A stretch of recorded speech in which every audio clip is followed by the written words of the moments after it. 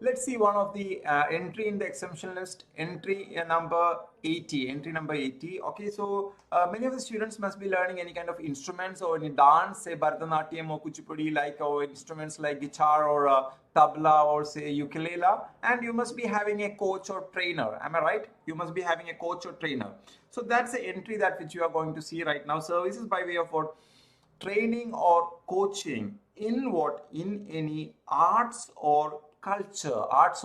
So you must be like say learning say Bharatanatyam or any other art form, or it can be what? Any other art form, like say namely dance, music, okay, painting, sculpture making, any art form, okay, say theater forms, okay, fine. So this is the entry number 80 that which we are seeing right now. Okay, fine. So it can be any art form, and it is not to an individual, it is by an individual. And that training or coaching, your teacher, your guru, your coach is in that giving the training is an individual, should be an individual. Then any income earned by your trainer, your guru, is exempt from GST. Even if the fees from the students, okay, earned by way of coaching or training in any art form or culture by your trainer or guru, is exempt, even if the aggregate turnover, even if the turnover exceeds, okay, turnover exceeds how much?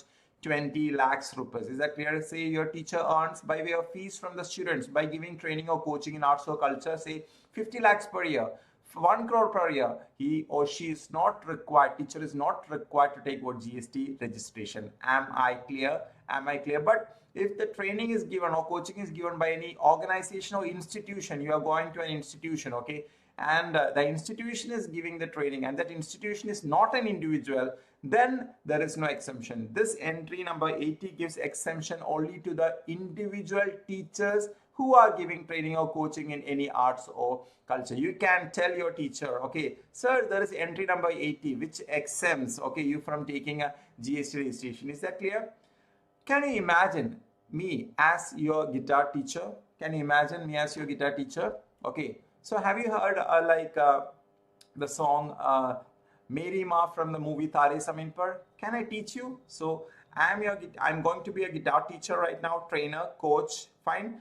Going to teach you what arts form like guitar, okay, and I'm an individual. Any amount earned by me is like it is exempt from GST. If it is 1 crore or 2 crore or 50 lakhs, or yeah, I don't have to take a GST registration if this is my sole income. Is that clear? I shouldn't have any other income. We already saw tie square minus circus. 2 subsection 6 aggregate turnover definition. Is that clear? The person's liable to obtain GST registration and all. So if this is my sole income, I'm not required to take GST registration. Okay. So I'm taking Ultimate Guitar. Those who are playing guitar or any other instrument must be very much familiar about this website. So this is a song, Meri Mein Kabhi Badlata Nahi. Please forgive me if there are any mistakes. Okay, this is for not performance purpose, but for teaching purpose. Okay, and we know that this is a sad song, right? This is a sad song, but I will sing this with a smile on my face. Okay, so this is actually in the scale C. Okay, I'll transpose it to A major to match with my pitch, and I'm going to take my guitar. No, I'm a teacher. I'm giving it training in what? The art form of guitar, and I'm an individual. Any amount earned by me is what exempt from GST, entry number 80. Perfect. So it's just a try. Okay, fine.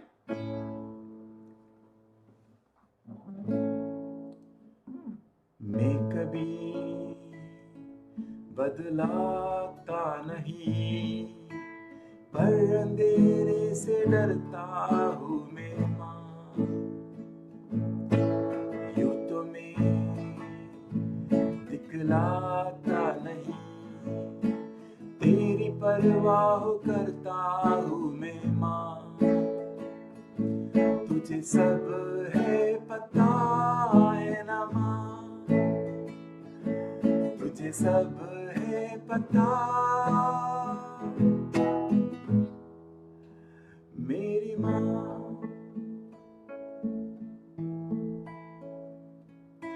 भीड़ में यूं न छोड़ो मुझे, घर लौट के भी आना पाऊँ माँ।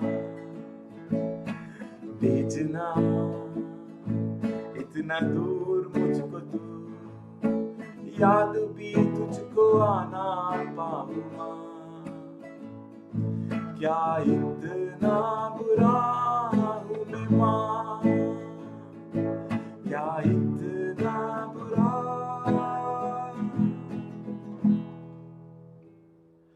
मेरी माँ.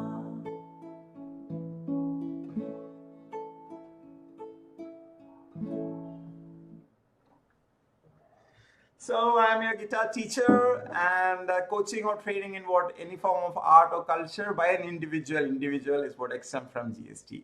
So please forgive me for any pronunciation errors or mistakes. Is that clear? So I hope you understood the exemption entry. That's our motive. Okay, that's our ikigai. Okay, fine.